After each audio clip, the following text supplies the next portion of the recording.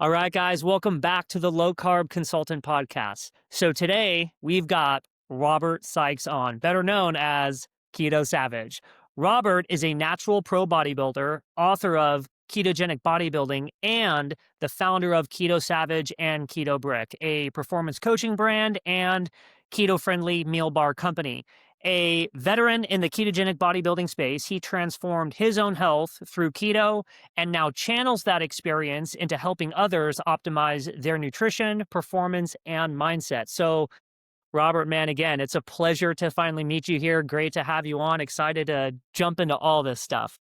Hey man, I appreciate the pleasure's all mine. It's a great opportunity. Always fun for me to connect with people in the space. So appreciate the opportunity, brother. Absolutely. And maybe before we get into, as I say, all the fun stuff, maybe for the listeners who are not familiar with who you are quite yet or your work or what you're specifically focused on, can you give the listeners just a real brief background on yourself and how you got into the space you're in right now? Yeah, so it's I was super small, man. I was 115 pounds when I started lifting. I started lifting as a junior in high school and just really self-conscious, really kind of depressed in that chapter of life. Started to lift, fell in love with the sport of lifting, and then just decided to take it to the next level with bodybuilding. Bulked up to 230 pounds, up to 80 pounds in 12 weeks for my first show. This was long before keto. Did everything wrong. Developed a bunch of eating disorders and was kind of doing like the whole carbohydrate model, bro dieting, flexible dieting approach for the first several years. Realized there had to be a better alternative. Kind of stumbled upon keto by accident in 2014. And then I just kind of fell in love with that as a lifestyle, then polished it and kind of refined it from a bodybuilding standpoint and then just became very passionate about that and then decided to build a brand, a business, a lifestyle around helping others do the same and haven't looked back since, man. Yeah, well, let's maybe dive into that a little bit. So you said you stumbled across keto around 2014. Were you mainly leveraging it at that point for bodybuilding, or were you getting into keto for like other things, maybe just like health, mindset, all that type of stuff, which I know keto obviously helps with. But were you specifically using it for bodybuilding at first? I was doing keto not knowing what keto was. So I heard about, at that time I was like binging, purging, like really negative relationship with food. And I was trying to just fix that first and foremost, more so than the bodybuilding endeavors. Like getting that dialed in was priority numero uno. And I started doing a diet called carbohydrate backloading, developed by John Kiefer, and it's basically keto during the first half of the day, and then a bunch of high glycemic index carbs at night. So I would not eat carbs, and then at night I would slam a ton of carbs, like and crappy carbs, man, like brownies covered in peanut butter and syrup. Like you were supposed to eat things that were super high glycemic, and I did that, and it kind of worked well because it paired with my binging tendencies pretty nicely. But I noticed that it wasn't really sustainable long term. Obviously, I didn't really feel healthy doing it. So I started doing carb backloading minus the carbs, and I felt pretty good with that. And then again, that was back in 2014, 2015. So there was no word on the street about keto. Like there wasn't any books, podcasts, websites. There was no keto anything. My first introduction to keto as like a dietary protocol was I heard Tim Ferriss and Dom DiAgostino on a podcast way back in 2014, 2015. And that was when it was like an aha moment. Okay, this is what I'm doing. Here's the name associated with it. And then I just started diving deep into keto for whatever research was on the subject at the time, which was like it being used for epileptic, children with seizures. But I'm like, this is working really well for me. I don't have the disordered eating tendencies as much. Let me try and leverage it from a bodybuilding standpoint. And, everybody, all the bros at the gym at the time were like, hey, man, you can't do that without carbs. You're not going to get pumped. You're not going to get shredded. You're not going to have energy or recover. And I'm like, yeah, but my relationship with food is much better. And that alone is worth it for me. But lo and behold, I got better. I got leaner. I got stronger, recovered better, and went pro with keto. So I've kind of put the naysayers to rest, so to speak. Absolutely. That's so awesome. And then, so on the bodybuilding side of things, do you at all remember like an exact moment where you found the right macronutrient breakdown? And obviously, it's going to change whether you're bulking up for a show or cutting down, whatever the case is. But do you remember like an exact moment where you were just like, man, I think I found it. Like I found the right breakdown of the macronutrients.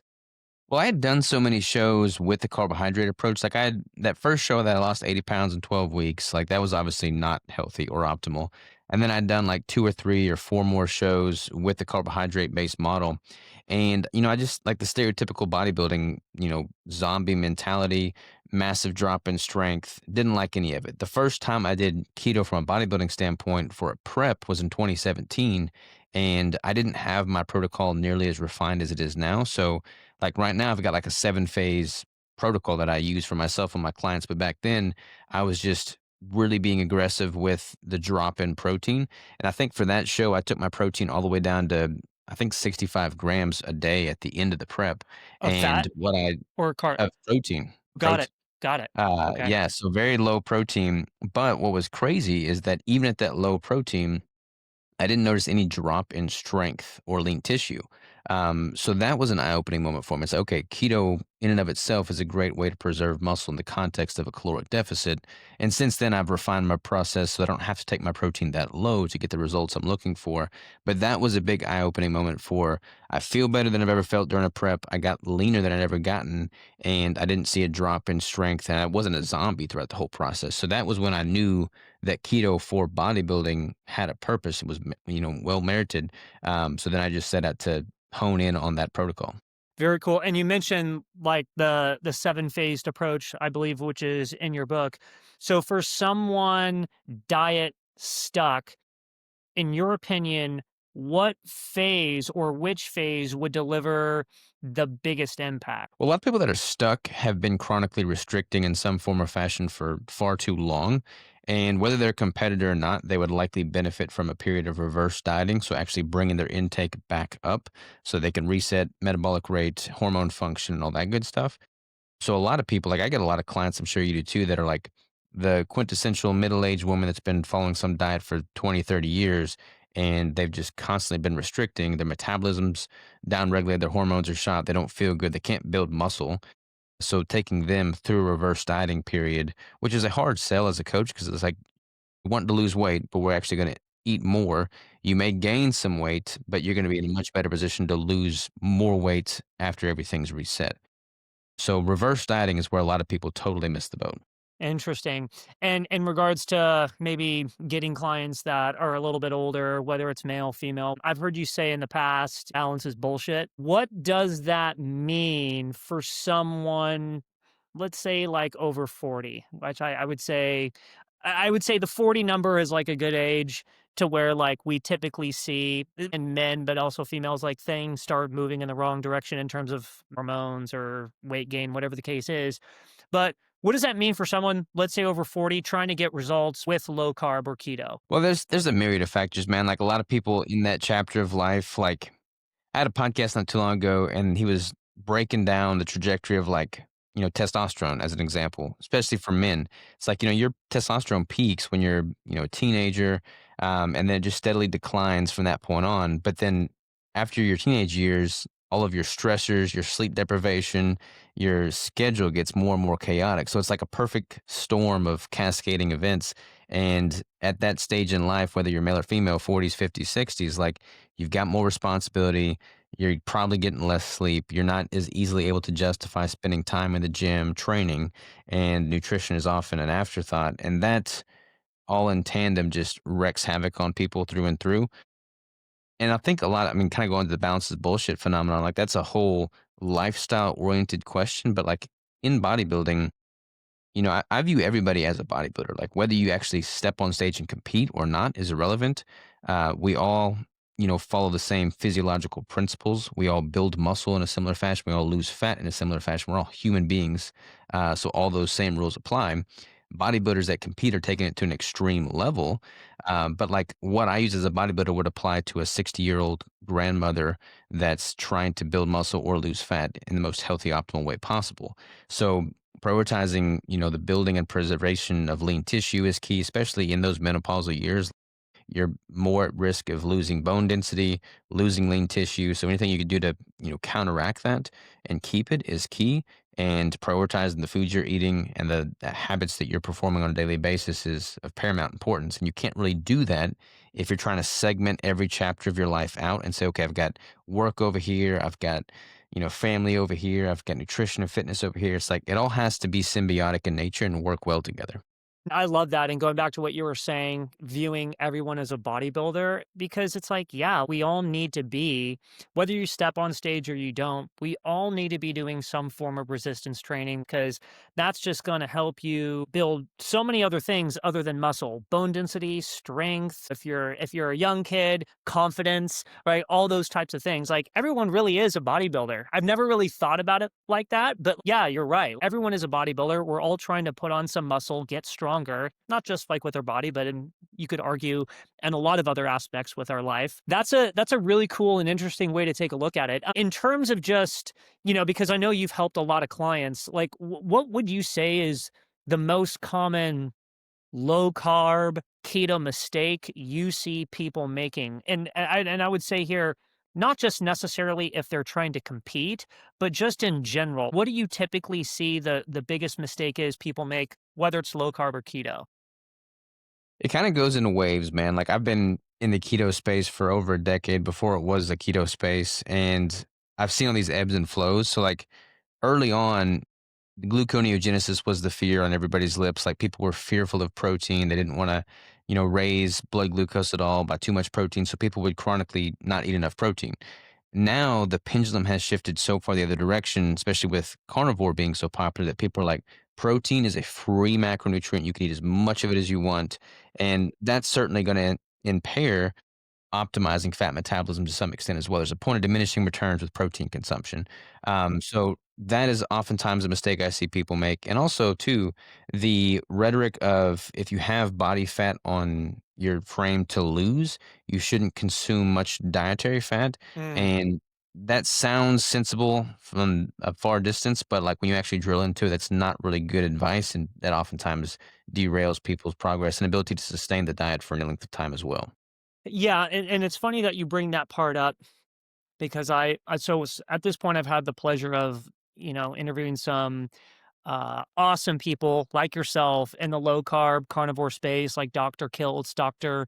Lisa Wiedemann, the carnivore doctor. And I, I would like to get your insights on this and just get your 2 cents. So in terms of like, let's just take into consideration the older female who doesn't work out. Let's say like, or they're not maybe as active as you or I or someone that goes to the gym like 6 days a week. They're just doing the walking. They're somewhat active, trying to get the steps in, but they're eating high fat carnivore and they're gaining weight when they're trying to lose body fat, but they're going the high fat carnivore approach. Do you at all take a look at a situation like that and say, hey, based off your activity levels, you might want to bring the fat down? Or are you saying that, that might not be the best route? Like keep the fat high. So Like this is go a good like I guess what I'm segue. saying is go like a higher protein, more moderate fat approach. That's what I'm getting at. Yeah, I mean, there's certainly instances where that could totally apply. Sure. Another massive mistake people make, and this kind of dovetails with that question, is that a lot of people in the keto carnivore space have put like a massive significance on insulin as the exclusive driver for obesity, to the extent that they're paying no mind to total caloric consumption. And the word calories has, I mean, depending on who you ask, that's like a very Yeah, it's a touchy controversial word. It's a touchy yeah. word. Yeah. But like for me, like I feel very blessed because I came from the bodybuilding space first, and bodybuilders are obviously very capable of changing their body composition. Like we've got that pretty well dialed in. But I've since come into the ketogenic space where so much of an emphasis on the quality of the nutrition, the sourcing of the food, and optimizing health and longevity. So I've kind of married the two worlds in the most ideal fashion. And you get these camps, you get like the bro dieting camp. It's all about calories, calories in, calories out, eat less, move more. And then you've got no mind being paid towards like the types of foods, the quality of the food. And you got people in the carnivore space that are like, you got to get the best quality food. You got to know your local farmer ranch, which I can totally appreciate. But then they pay no mind to the amount of fuel they're consuming. So like you can absolutely get fat eating the highest quality ketogenic carnivore foods on the planet. Like I've done it, like I can bulk up way too unnecessarily by eating the highest quality fats and protein. So there is certainly an argument to be made that people are consuming too much fat, too much protein, and that's impairing their progress as well. So I was curious then, let's maybe take a certain situation into consideration. Let's say we're bulking for a show, right? Or not like bulking for a show, but like let's say we're trying to put on some muscle mass and we're trying to eat in a caloric surplus. What would your macros look like in a typical bulking phase? I'm generally pretty close to 1 to 1. Like my fat grams to protein grams are usually pretty close to 1 to 1. I'll oftentimes have a little bit more dietary fat than protein. So I like to operate around 70 to 75% of my total calories coming from fat rather. Okay. But I'm also expending a ton of calories and energy throughout the day. So like it makes sense that my energy input requirements would be higher than someone that's not training like I am. Yeah. So they could probably operate better, at a 1 to 1 or slightly lower.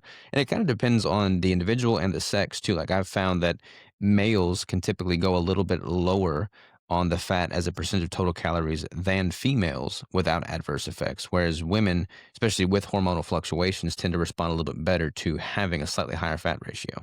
Interesting. So, like, what would like the rough numbers be? Like, if would it be like 200, 225 grams of protein and fat since they're 1 to 1? Is that kind of like the range, or maybe 250, 250? Yeah, for me in a building phase, normally I'm around, 200 grams protein, 225 on the higher end. And I'll sometimes go as low as like 150 on the protein in a building phase. And right now I'm doing an alternate day fasting. So like I'll typically have, 6,000 calories. So I might be consuming 350 grams of protein and 450 grams of fat, but then not eating the following day at all. So I'm kind of always experimenting with something, but generally close to that 1 to 1 or slightly higher fat to protein. I love that. Any particular reason why you're doing the alternate day fasting? Just to try it out and see how you feel, or are you trying to cut down a little bit? Not really trying to cut down, but, like, I'm just ravenous, man, like, I could literally eat if I'm eating ad libitum, intuitively, I would put down 5 to 6,000 calories a day, no problem, but if I ate 6,000 calories a day every single day, even with my output, I'd still put on unnecessary body fat, so, for me, the alternate day fasting approach allows me to eat to satiety on my feeding days, and then I just don't think about food on my fasting days, so my average intake for the week is right around my target intake to maintain a healthy body weight. That makes sense. How is that going? How long have you been doing that for, out of curiosity? About a month and a half now, and it's been good. Because like for me, and this is why I do OMAD in the later phases of a prep. Like when my calories are low, I find it more psychologically sustainable to eat one meal and that actually fills me than to have multiple smaller meals sprinkled throughout the day. So this alternate day fasting is pretty much that in the context of a building phase drawn out over a longer period of time. Yeah, and I think OMAD is great. I just made a post about this. Like the way that I eat, I flex a lot of these diets. So I was carnivore for a long time. I was keto for a long time. I'm a pretty active guy. I run a lot of half marathons, and also I just like to do just normal basic weightlifting in my garage and bodybuilding stuff. But I kind of flex a lot of these diets. So it's like some meals are keto, some meals are carnivore. Sometimes I might throw in a little bit of carbs. Like on a Friday, I might have some carbs at night if I'm doing like a training session on Saturday. And then on a Sunday, I'll throw in like an OMAD. So I flex a lot of these diets throughout the week to not just it gives me a lot of different meal options, right? Mhm. But for me personally, it just helps to keep things a lot more sustainable because, I've got these different strategies that I can flex. And most times I eat like 2 meals a day. That's like where I sit. I'll have like a protein shake after I work out in the morning. And then I'll have a lunch and then I'll have a dinner. And then it's just like, boom, then I'm on the same thing the next day. But I switch up the meal options, but I pretty much keep my protein high. Like I try to eat around 180 to 200 grams of protein a day. That's basically what I'm taking in. And then on Sundays, I'll do one meal a day, or sometimes I won't eat and I'll just skip a Sunday and then boom, it's back on track. And it kind of just helps to keep my body guessing. I'm not prepping for any show, but it just keeps me in the shape that I like to be at year round, if that makes Yeah. sense. And then obviously if I were to ever do something like a show, then I would completely change it up and do something different and, have to bulk up and then diet down, the strategy would change. But That makes total sense, man. Like sustainability is key regardless of the diet. And if that makes it work for you, then freaking rock on, brother. Yeah, and a big part too, I think with just like high fat, high protein in general, is it kind of keeps that food noise down, like I feel like you were alluding to, and how you're doing the alternate day eating. I and honestly, the traditional bodybuilding, like eating multiple small meals a day, like to me, that just sounds like a pain in the ass. I don't want to constantly, I don't want to have to be constantly eating like every couple hours. And B, like I just have other stuff I want to do. That's why I love a lot of these low carb diet variations like keto, carnivore, because you can eat a meal, eat till you're full, and then you're just not thinking about food. You know what I mean? And it's like we all got lives, we all got businesses and things that we do. I just don't want to constantly have my life revolve around food. And that's the nice part about keto, carnivore, a lot of these other diets. Yeah, 100%, man. I mean, like, since I started the businesses, I mean, I've got multiple businesses. I'm on podcasts. Like, I'm going a million miles an hour from the time I wake up at 3 o'clock in the morning until the time I go to sleep.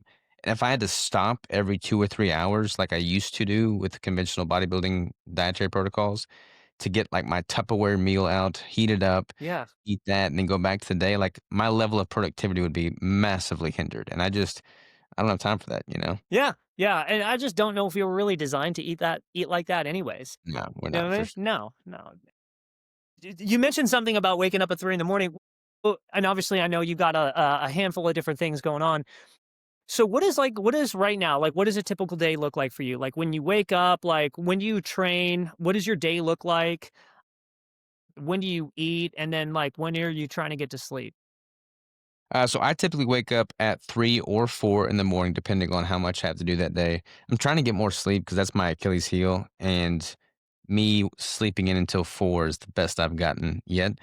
So 3 or 4 is when I'll wake up, and I typically have a cup of coffee, and I'll answer emails. I'll do like a little prayer, meditation, like answer emails, knock out my client work for the day early in the morning before any of them really wake up.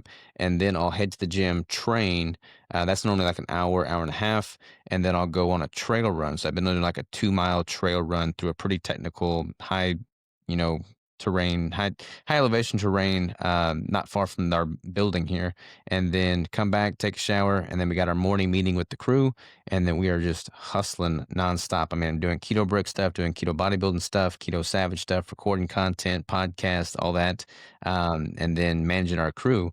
And then after that, I'll typically have a brick for meal one or some other form of food for meal one, and then I'll typically leave the warehouse, leave the compound, depending on the day, around 5, 6, or 7, and then head home, have dinner with the family, try and juggle the whole dad life thing with 2 Yeah. kids, and my wife, and that's a challenge in and of itself since we just have a newborn now as well.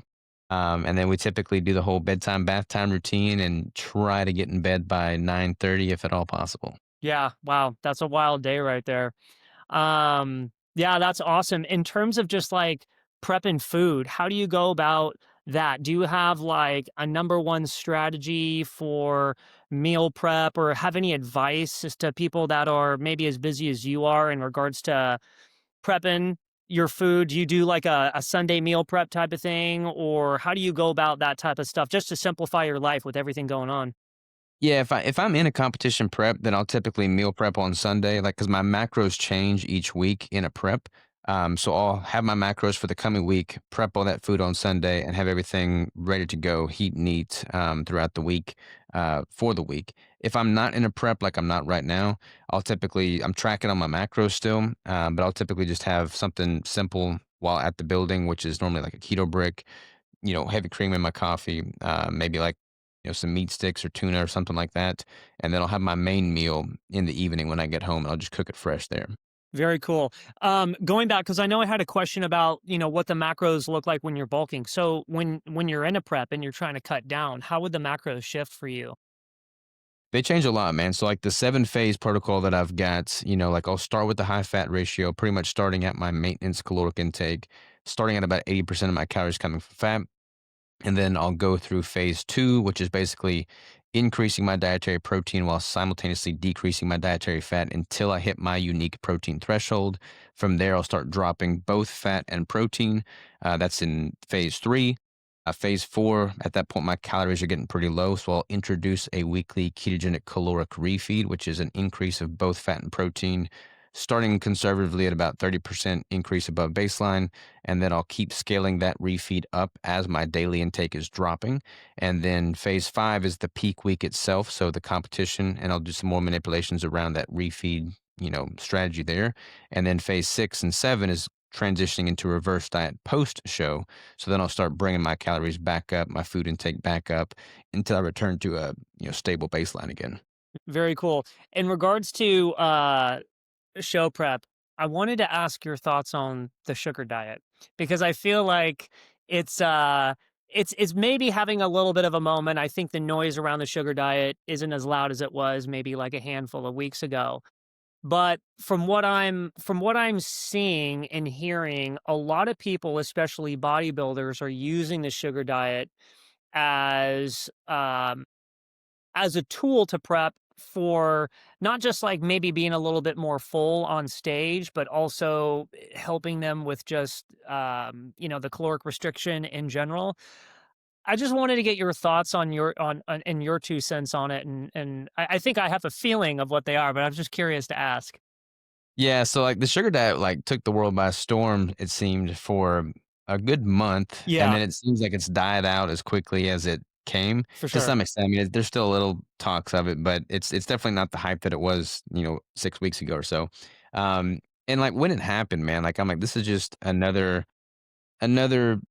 moment of noise in the nutrition space, like I don't ever want to be dogmatic towards any macronutrient, especially. I mean, it's just macronutrients at the end of the day.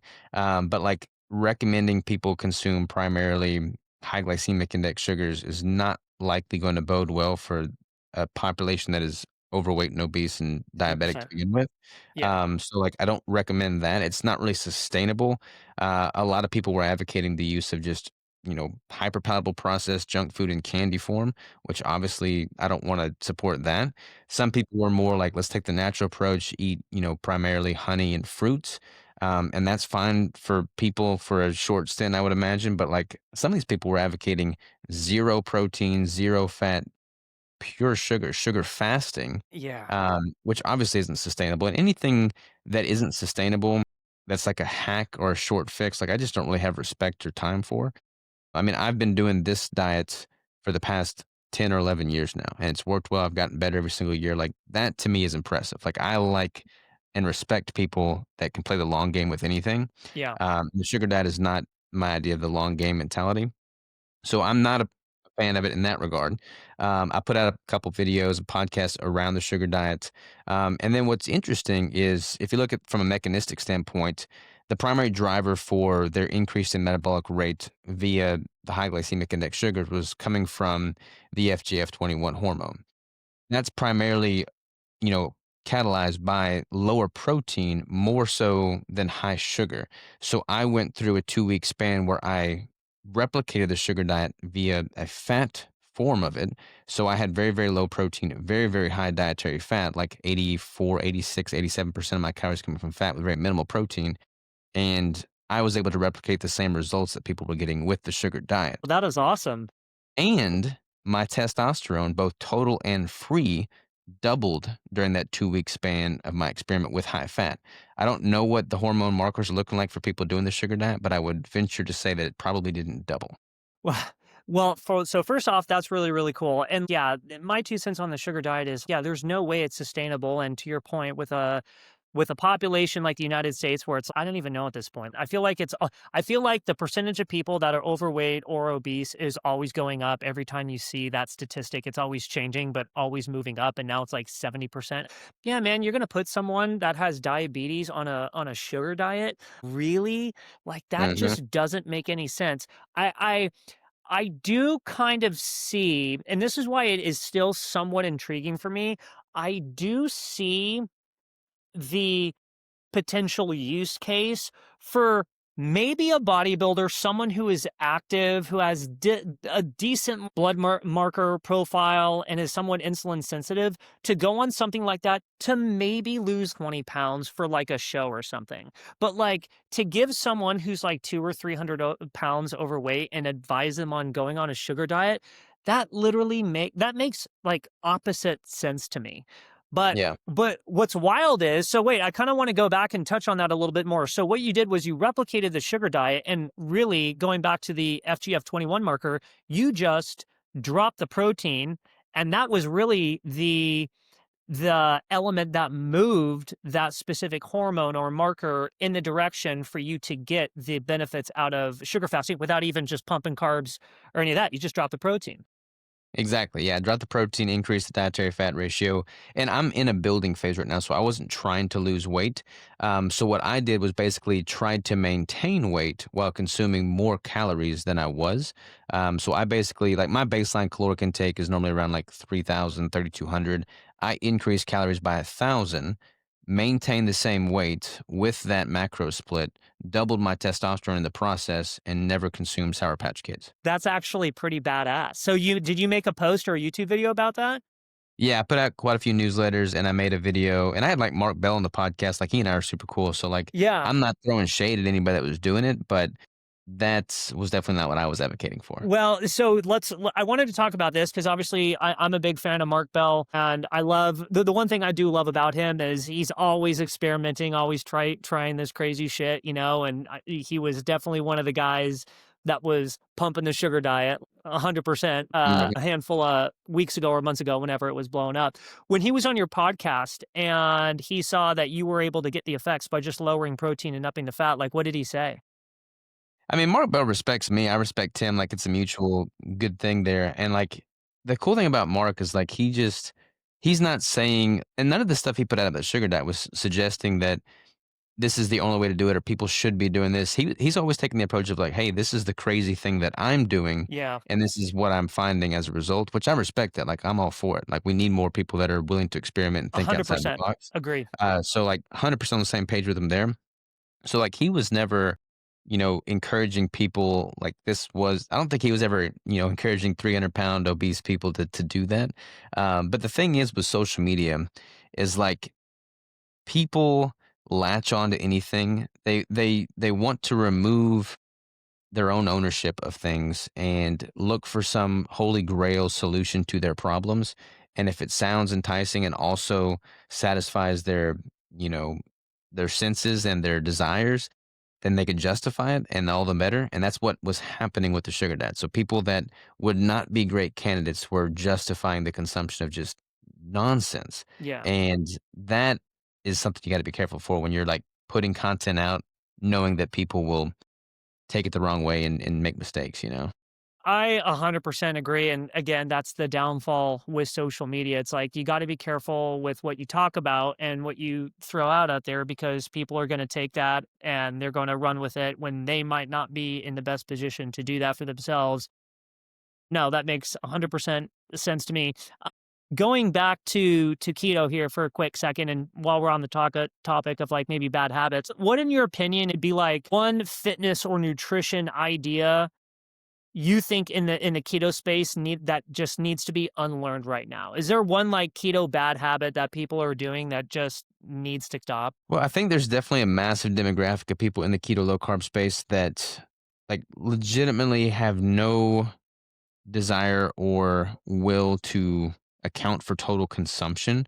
And that's just massively hindering their progress. Like I mean, I 100% agree that if you're going to eat intuitively, eating a well formulated ketogenic or carnivore diet is the best way to do so because it's giving your body more natural hunger signaling cues. You're able to eat intuitively with this approach much, much more safely than if you were eating a bunch of hyper palatable processed junk foods that's constantly fluctuating your blood sugar levels. But there are people that have seen tremendous, success with keto carnivore, but they've plateaued and they're not able to go to the next level. But they are convinced that tracking macros, tracking total intake, and pulling those levers is not necessary. So that's a big one. Like actually taking into account and recognizing that the amount of food you consume is incredibly indicative of to reaching a desired body composition. And it's not exclusively just hormones. Like it's both. It's both and not either or. So what you're saying is the people that are jumping on the keto or carnivore train and just eating the sticks of butter on the steak, but they're not necessarily tracking, that is not the right way to go. Because and then we're going back to like the calorie word a little bit earlier because it could be touchy for everybody, but I do think you have to understand how much food you're consuming, the amount of energy that that food contains, the amount of the macronutrient breakdown, so you at least know like where you're driving your ship, basically. Is that what you're saying? People need to get comfortable tracking? Yeah, yeah. If they're not where they wanna be, like, if they're Totally. 100% where they wanna be, then, like, don't worry about tracking. But if you're, like, plateaued, you wanna take it to the next level, that would be the next thing to do. I mean, what can be measured can be managed, and I'm not demonizing sticks of butter. I mean, there's times where I'll put a freaking whole stick of butter on a steak. Like, I love Yeah. butter. Yeah. I'm not saying that that's an issue, but, like, if you are, 400 pounds and 200 pounds overweight and you're trying to get leaner, but you're eating 10,000 calories and not moving, then even if all those 10,000 calories are coming from, grass finished steaks and raw oysters and liver and, pasture raised eggs, like it's still going to keep you stuck. Yeah. I would agree with you there. Going back to like your day to day, and obviously you've got like multiple businesses going, and you're obviously very successful in what you're doing, not just in business world, but in the ketogenic bodybuilding world. What's your just, and obviously too, you're a dad, you got kids, you got all things going on, waking up at 3 in the morning, running these companies. Like, what's your daily non-negotiable? Do you have a daily non-negotiable? It might be working out, I don't know. But is there something that you have to do every day to make you kind of feel centered and keep things moving in the direction that you want to be moving? Um, Kissing my kids every single day that I'm home is a good one. Like, I don't leave the house without kissing them. I don't go to bed without kissing them. Like, that's a big one from a personal side. From a fitness side, like, I don't deviate from keto. Like, I've been strict keto for the last decade or so. So that's a non-negotiable. That doesn't even feel like a sacrifice anymore because it's just my norm. And then from like a fitness, training standpoint, like I'm typically doing something active every single day. I don't weight lift every single day, typically 5, 6 days a week. I'm normally running. I've been getting into running lately, so I'll normally run every single day unless I'm traveling or if I've got like some not really an injury, but like I've been going hard here lately on things. So I might, take a break from running for a day or two to let things heal up and recover. But like I've got my crew, I've been trying to get them into fitness. I've got 3 employees that are doing a bodybuilding show. One of them couldn't even do a single pull up before he started working with us. Now we all take a break from work and we all do 70 pull ups together That's awesome. at some point during the day. So like we're always doing something active for sure. That's very cool. So, I've got a portion on my podcast where I get into some rapid fire questions that don't necessarily need rapid fire answers. Like, so elaborate as much as you want. But in terms of keto bodybuilding, what do you feel like is the biggest misconception about keto in the bodybuilding space? Well, I mean, people are convinced that you have to have carbs to build muscle or perform optimally. And I would think that I've been able to dispel those rumors, but I mean, bodybuilders are stubborn as all get out, and that's a good thing because it like allows them to just be super disciplined in a lot of ways. But like, there's negative connotations of being too stubborn with certain things as well. And I would hope that the notion that you couldn't be competitive as a ketogenic bodybuilder would have died by now, but it still is commonly believed. So that's one for sure. The notion that you can't get shredded naturally. I mean, I freaking got shredded, man. I was the leanest man alive in 2023 at 3.9% body fat. And I did that all naturally with a strict ketogenic approach.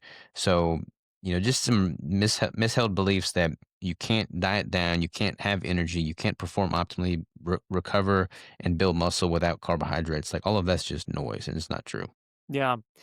Just out of curiosity here, does it ever pop into your mind? Because we were talking about your non-negotiables a little bit earlier. Ever think to yourself like, "Yeah, well, what if I were to just try a little bit of carbs?" Like, does that ever creep in, or are you just so, like, focused in on what you're doing in the keto bodybuilding space that it's like it didn't doesn't ever, pop in your mind? Or sometimes does it creep in that, what if I were to try a little pre-training to see if it gives me a little bit of boost? Does that ever happen? No, I mean, because I used the carbs before. Like Yeah. carbs all in my early bodybuilding years, and, like, I know how I felt, I know how I performed, I know how my body responded, so it's not like it's an unknown thing. I just know that I'm better now without them, so I feel like I'd be sacrificing potential gains if I went back to them. And honestly, man, like I'll still have, I'll get trace carbs in throughout the day. So depending on what my total caloric intake is, I mean, I may have 50 grams of carbs a day, but that's a very small percentage of my total calories if I'm eating 6,000 calories.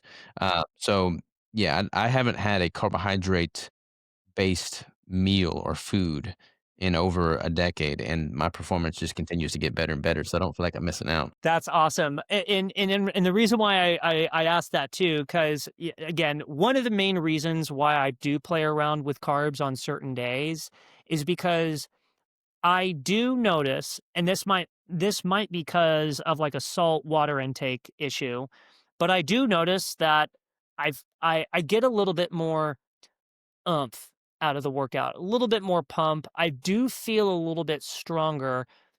So being basically zero carb, what do you do for like an electrolyte supplementation standpoint? And I'm getting at that question for mainly like, do you in terms of getting like a good pump in the gym, right? Mhm. If for you, is it a salt thing? Like how do you use salt? How do you use electrolytes? That's what I'm curious about. Yeah, so couple things. First, like a lot of people that if they're first, switching to the ketogenic diet, early on, they will likely notice a drop in performance temporarily because it takes some time to get that metabolic machinery in place. They're going to flush out a lot of those electrolytes. They're not going to be able to get a good muscle contraction. They're going to look flat. Like all those things hold true.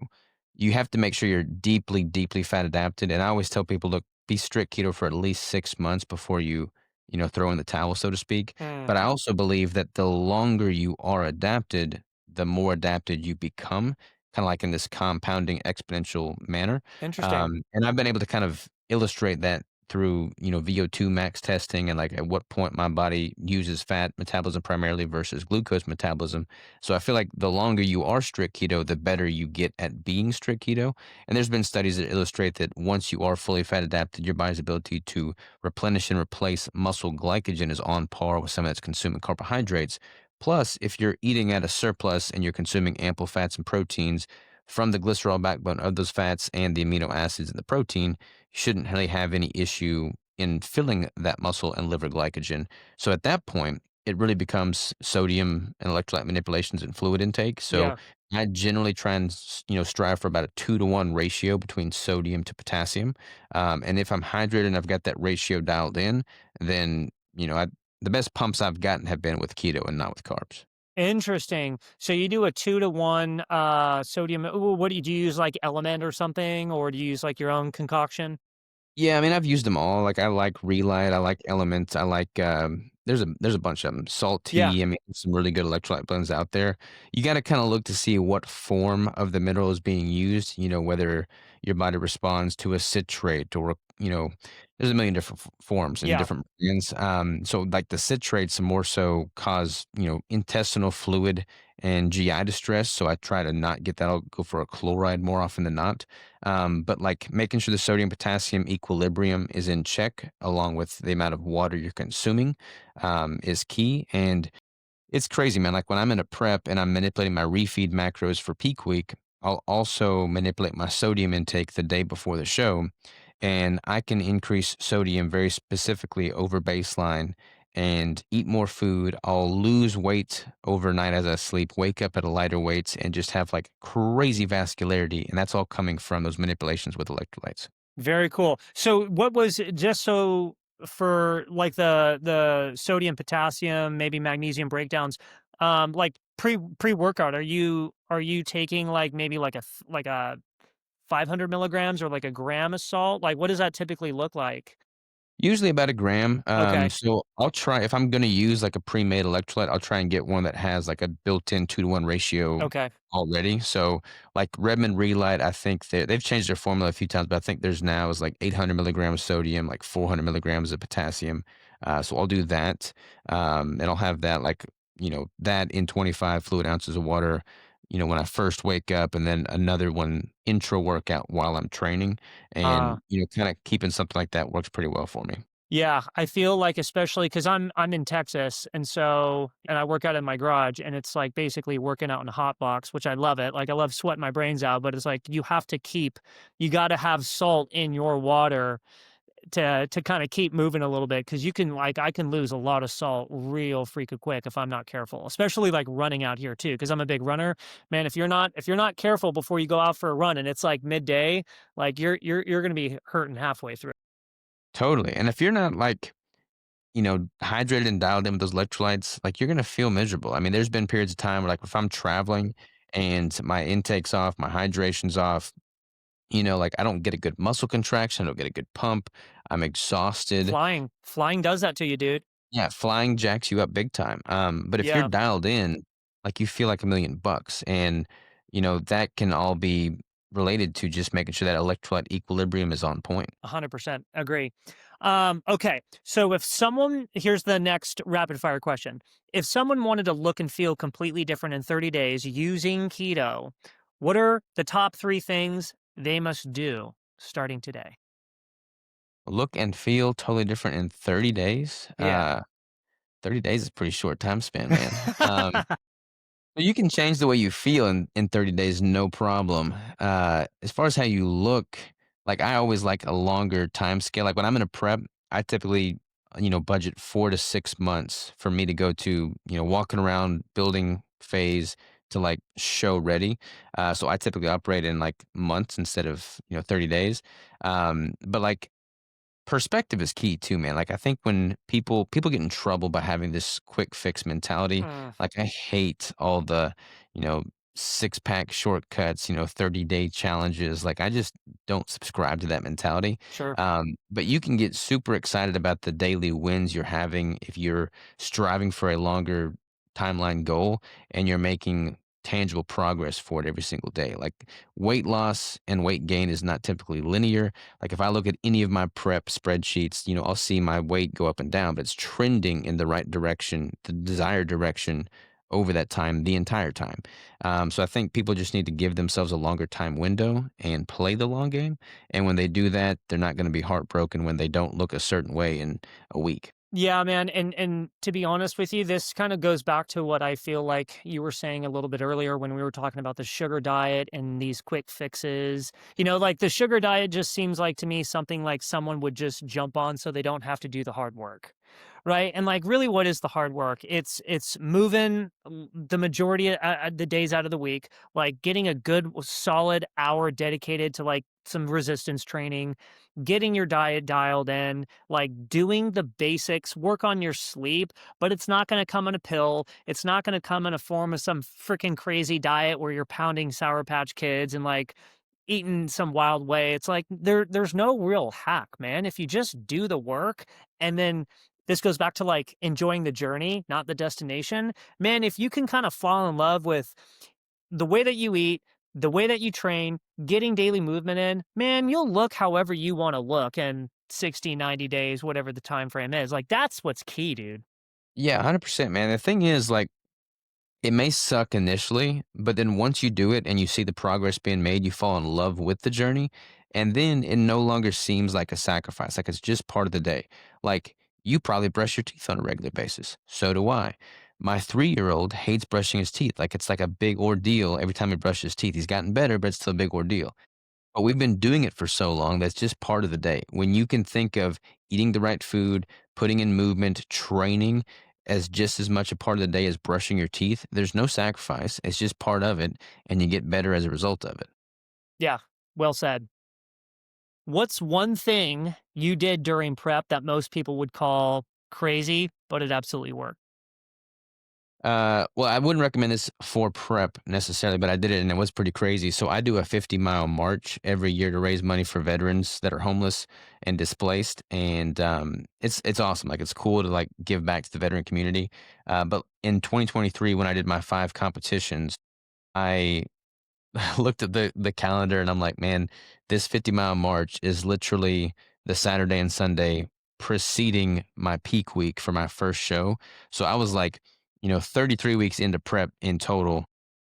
towards the end of that, I went on a 50-mile march through the night, no sleep, in a Man. caloric deficit, and then literally the next day upon waking is peak week for me, which is pretty gnarly. Like, no other competitor that I know would do that, Yeah. but we freaking rocked it, and I won the show, so it's all good. Yeah. That's awesome. Like, how did you feel? How did you feel after that march? Honestly, man, I felt pretty good because, like, what I've found, I've done the march 5 years now. And the first time I did it, I did everything wrong. Like, I was on crutches for a week afterwards. I didn't wear socks. I had blisters. I mean, like, it Oh, was just man. not good. But when I did that prep, I was so much lighter. So walking 50 miles through the night at, 155 pounds is way easier on my joints and knees than that same 50-mile march at 180 pounds. So honestly, I didn't feel too terribly bad at all. Yeah. So do you wear like a rucksack at all, or is it just like it's like a body weight mark? No, you gotta have, like, they require you to have, like, water and, like, flashlight, like, all the stuff Got that it. you need to be self-sufficient, snacks and stuff like that. But it's pretty cool, man. It's from Lincoln to Omaha. It's 22 hours long to represent the 22 vets that take their lives daily. And, I mean, we've raised a ton of money for the veterans, and it's all going to them, so it's a pretty cool cause. That is very cool. That is very, very cool. Um, if you had to pick one food to fuel your training for the rest of life, what would it be?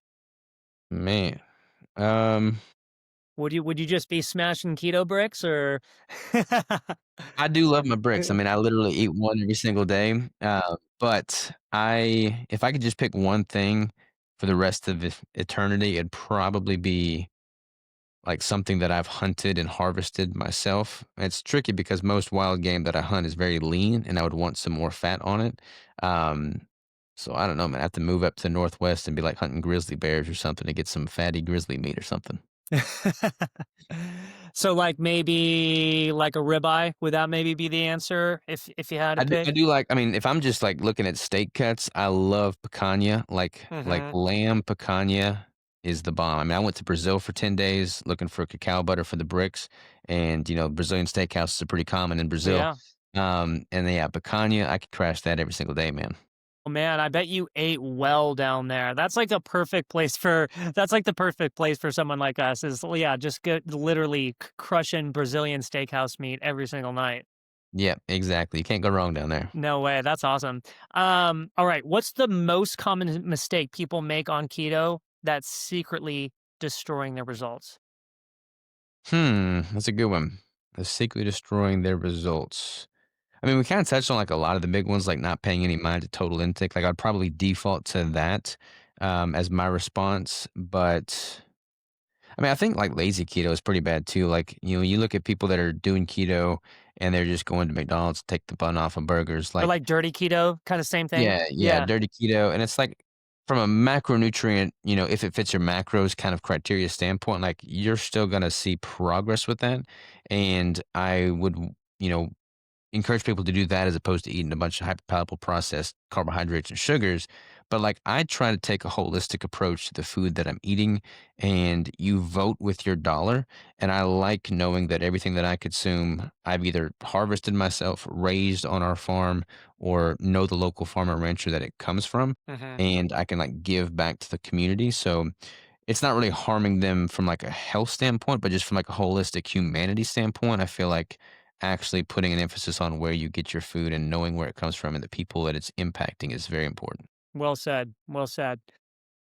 All right, this is the last question here, and I like to ask this to some of the fitness people that I interview because I've interviewed a lot of guys in the CrossFit space and those types of things.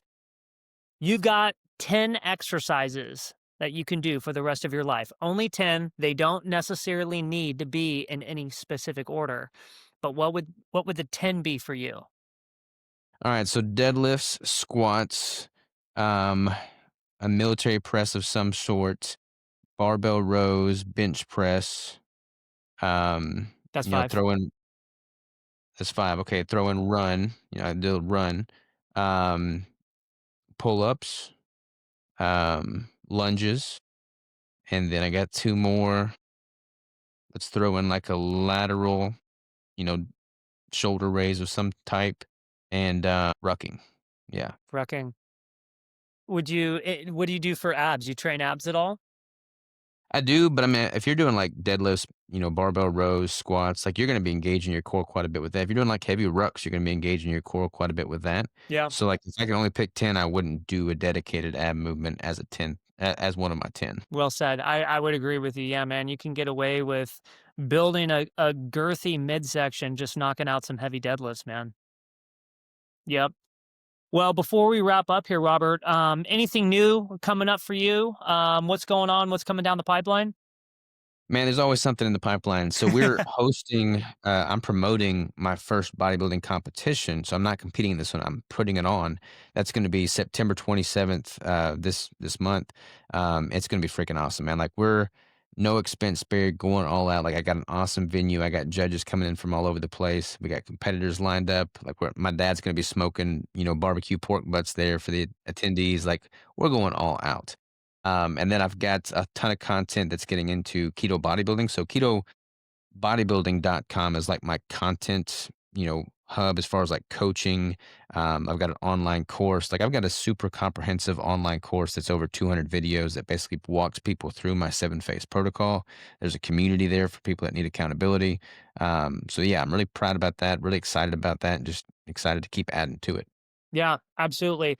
And again, this was fantastic, Robert. It was a pleasure to meet you here and pick your brain on a couple things. Where can people find you online, get in contact with you, work with you, all of that?